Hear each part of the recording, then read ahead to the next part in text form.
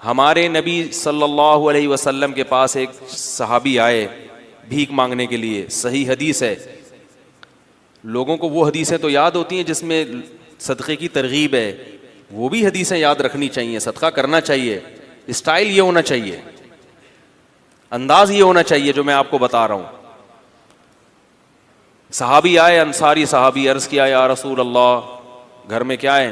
फाके, कुछ भी नहीं है खाने में। वो वाकई बेचारे मुस्तहिक थे, उन्हें तो नबी वैसे ही दे देते ना, वो झूठ थोड़ी बोल रहे थे नबी की खिदमत में आके। कुछ भी नहीं है घर में। आपने फरमाया कुछ तो होगा, सब सहाबा बैठे हुए हैं, कुछ तो होगा। फरमाया सिर्फ एक प्याला है। जाहिर है वो प्याला है जिसमें डाल के खाना खाते हैं, वही अगर बेच दें तो खाना आएगा तो प्लेट ही नहीं रहेगी घर में, बर्तन ही नहीं रहेगा। आप सल्लल्लाहु अलैहि वसल्लम फरमाया वो प्याला उठा के ले आओ। क्या करो? ये हदीस तो प्याले के बारे में, आपने जब किसी को देखना है तो आपने अपने हिसाब से उससे इंटरव्यू लेके, ये नहीं कि प्याला उठा के ले आओ क्योंकि हदीस में आ रहा है। अब क्या है कि रसूलुल्लाह सल्लल्लाहु अलैहि वसल्लम ने उनसे कहा कि जाओ क्या लेकर आओ? प्याला। वो ले आओ उठा। नबी ने उनको तरीका सिखा रहे हैं, कैसा प्यारा आप सल्लल्लाहु अलैहि वसल्लम की तालीम का अंदाज था। आप ये भी तो कह सकते थे भाई उस प्याले को बेचो, ये खरीदो, यूं करो जाओ। तो आपने मुअल्लिम को भी बता दिया कि तुमने गरीब को सही रास्ता भी दिखाना है और उसके साथ इस रास्ते में ताउन भी करना है। वो बेचारा कॉन्फिडेंस नहीं होता, आपने उसको समझा के निकल लिए, वो कंफ्यूज है, यार मैंने क्या करना है। हर आदमी में कॉन्फिडेंस नहीं होता, कुव्वत फैसला नहीं। तो आपने बता दिया कि उसके साथ ताउन करना है, उसकी हौसला अफजाई करनी है। तो आप ये नहीं आप सल्लल्लाहु अलैहि वसल्लम ने फरमाया कि जाओ वो प्याला बेचो और ये करो और वो करो और खुद ही कर लो सारा कुछ। फरमाया ले आओ। जैसे जैसे कह रहा हूं ना वैसे वैसे गोया उंगली पकड़ के चलाना सिखा रहे हैं, भीख से उंगली पकड़ के छुड़वा रहे हैं। ये ज्यादा बड़ी खिदमत है।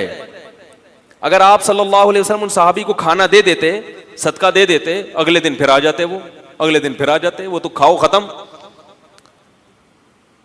और थोड़े दिनों में क्या होता, उनकी ज़ौजा भी यही, बच्चे भी यही कर रहे होते।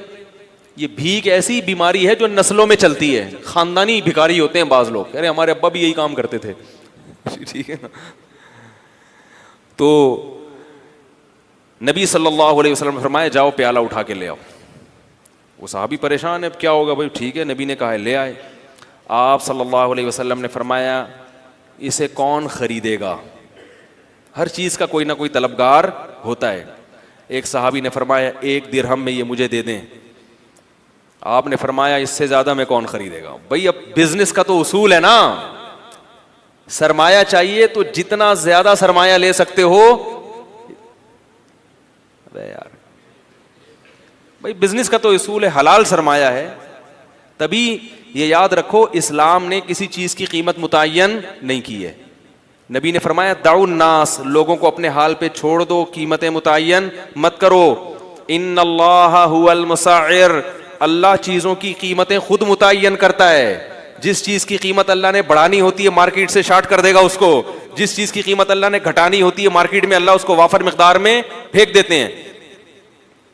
इसलिए असल उसूल यही है कि किसी चीज की कीमत मुतय्यन नहीं है। आप जो अपनी चीज धोखा ना हो उसमें, जिस कीमत पे चाहे बेचें। लोग कहते हैं वो तो फिर इतनी कीमत चीज महंगी हो जाएगी, भाई वो आपसे ना खरीदे, वो साथ वाले से खरीद ले। क्या ख्याल है? तो वो तो खुद ब खुद, हाँ गड़बड़ जब होगी जब ताजिर मिलके आपस में ईका कर लेते हैं, मुआहदा कर लेते हैं कि इससे कम पे नहीं बेचना, ये नाजायज है। इसी वजह से फिर हुकूमत को इन्वॉल्व होना पड़ता है, चीजों की कीमतें मुतय्यन करती है। तो आप सल्लल्लाहु अलैहि वसल्लम ने फरमाया कौन खरीदेगा? एक साहबी ने कहा 1 दिरहम में। आपने फरमाया कि इससे ज्यादा में कौन खरीदेगा? एक साहबी ने कहा मैं 2 में खरीदूंगा। उससे ज्यादा बोली लग नहीं रही थी। तो आप सल्लल्लाहु अलैहि वसल्लम ने फरमाया इससे ज्यादा में कौन खरीदेगा? सहाबी ने क्या कहा? मैं 2 दिरहम में। 2 दिरहम में खरीदा। 2 दिरहम आप सल्लल्लाहु अलैहि वसल्लम ने उन सहाबी को दिए। फरमाए 1 दिरहम से कुल्हाड़ी लेकर आओ और 1 से अपने और अपने बच्चों के लिए खाना लेकर आओ, गुजारा चलाओ फिलहाल, क्योंकि अब भूख का भी तो कोई इलाज करना है ना। तो वो गए, 1 दिरहम से क्या खरीदा?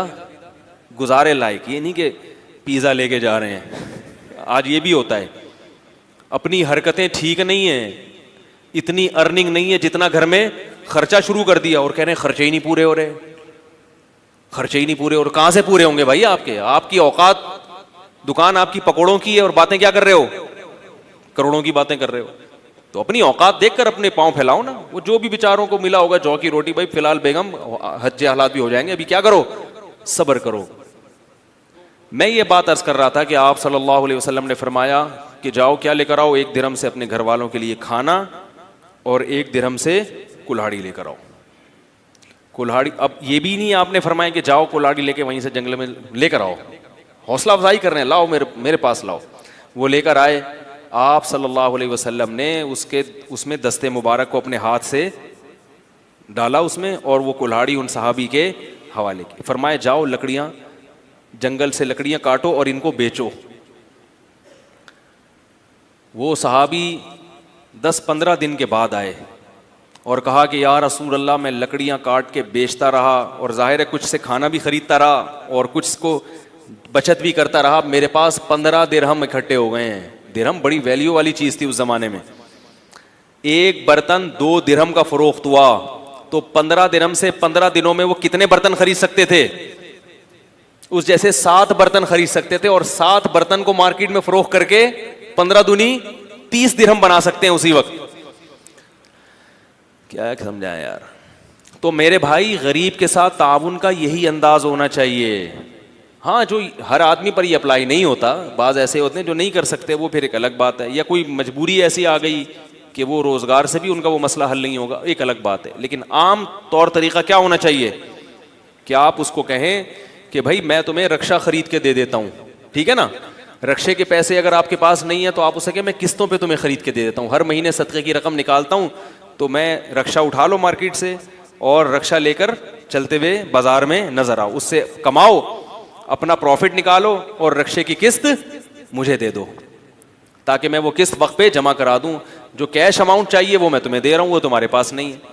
तो हाथ पांव हिलवाएं गरीबों के। मेरी अपनी आदत क्या है कि मैं अक्सर मैं कभी भी कोशिश करता हूं किसी भीख मांगने वाले को नहीं दूं, इल्ला ये कि जब 100% इत्मीनान हो जाए कि वाकई ये मुस्तहिक है और कुछ कर नहीं सकता, वो एक अलग बात। मैं जब मेरे पास भी लोग कुछ सदक़े वगैरह के पैसे भेजते हैं, कुछ मैं अपनी तरफ से भी सदका करता हूं, तो मैं किसी मजदूर को तलाश करता हूं, क्योंकि ये पता है कि ये बेचारा अगर मालदार होता तो इतनी टफ मजदूरी, बोलो भाई, ना कर रहा होता। ये मालदार नहीं है तो ये मजदूरी कर रहा है। नंबर 2, ये आदमी लालची नहीं है। लालची होता तो मेहनत गड़ा थोड़ी खोद रहा होता, वो रक्षा थोड़ी चला रहा होता। तो ऐसे आदमी को बगैर मांगे दे दो, और सरसरी गौर करो कि ज़कात का मुस्तहिक है या नहीं। अगर लग रहा है तो ज़कात भी दे सकते हैं उसको, नहीं तो सदका तो बहरहाल, सदक़े में तो ये कोई कानून नहीं है, सदका तो मालदार को भी दिया जा सकता है, तो गरीब को क्यों नहीं दिया जा सकता? वो तो और ज़्यादा सवाब है उसमें। और बाज़ दफ़ा अगर मेरे पास कोई बड़ा अमाउंट हो तो फिर मैं क्या करता हूँ, मैं किसी गरीब से ये पूछता हूँ, जो इंटरव्यू लेता हूँ ना, कि भाई आप ये क्यों कर रहे हो, ये क्या है। वो उसको नहीं पता होता ये मौलवी साहब मुझे चंदा देंगे। अगर पहले पता चल जाए ना तो फिर छोड़ू होते हैं। फिर आजकल ये गरीब क्या होते हैं, लंबी लंबी छोड़ना शुरू कर देते हैं, कह रहे मुझे 2-3 करोड़ रुपए मिल जाए ना फिर ऐसी बातें शुरू करते हैं। उनको नहीं बताओ वैसे ही है, हेलो हाय, और भाई तबीयत सेट अंडी वालान खा टोल मोल। अगर पठान है तो थोड़ा सा पश्तो मश्तो मारी, पंजाबी है तो थोड़ा सा उसमें, और भाई पाण की हाल है तो ठीक ठाक हो, इस तरह की थोड़ी सी गल्ला शल्ला करके तो थोड़ा सा उसको मानूस किया। उसके बाद उससे रिपोर्ट तलब की, और भाई क्या कर रहे हो, घर भर कैसा चल रहा है। तो जो इज्जतदार आदमी होता है वो पहली दफ़ा में तो यही कहेगा अल्हम्दुलिल्लाह, अल्लाह का दिया बहुत कुछ है। अब ये नहीं कि हम भाग गए, इसका मतलब है बंदा सफ़ेद पोश है, अल्लाह का शुक्र अदा कर रहे हैं। तो भाई अल्लाह का दिया माशाल्लाह बहुत कुछ है। बच्चे कितने आपके जी? 2-3 दर्जन बच्चे हैं माशाल्लाह। एक मिसाल दे रहा हूँ, वैसे होते नहीं किसी के। और कौन है घर में? यार वैसे ही पूछ रहा हूँ यार, तनख्वाह कितनी है? क्या ना, अल्हम्दुलिल्लाह ये दिहाड़ी हो जाती है। तो इस दिहाड़ी में गुजारा हो जाता है? हाँ भाई हो जाता है। इसका मतलब है कि गुजारा नहीं होता, क्योंकि इस दिहाड़ी में असबाब की दुनिया में इतने बच्चों के साथ गुजारा नहीं होगा। तो भाई उसको लिफाफा चुपके से पकड़ाओ और पतली गली से निकल लो। और इससे ज़्यादा अच्छा काम क्या है? बाज़ दफ़ा ये भी मेरी कोशिश होती है, कभी इसमें कामयाब होता हूँ, कभी नहीं भी होता, और कभी ये कोशिश नहीं भी करता, टाइम ही नहीं होता। लेकिन मैं इसलिए आपको बता रहा हूँ कि भाई ये काम करेंगे तो इंशाअल्लाह इंसानियत की खिदमत होगी, अपनी कौम की खिदमत होगी, और अपाहज ना बनाए लोगों को। फिर मैं उससे कहता हूँ कि यार ये आप इससे आसान काम क्यों नहीं कर लेते?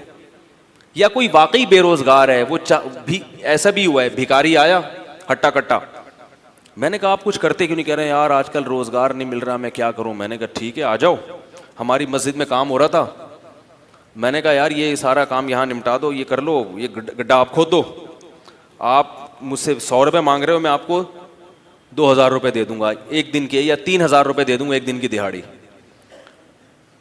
अब फौरन पतली गली से निकल लिया। भाई जब आप हट्टे कट्टे हो, आपकी बॉडी से लग रहा है कि आप कुदाल किसी के सर पे भी मार सकते हो, इतनी ताकत है, भाई क्या करना है? अपाहज आदमी अल्लाह को पसंद नहीं है, और अपाहज बनाने वाले लोग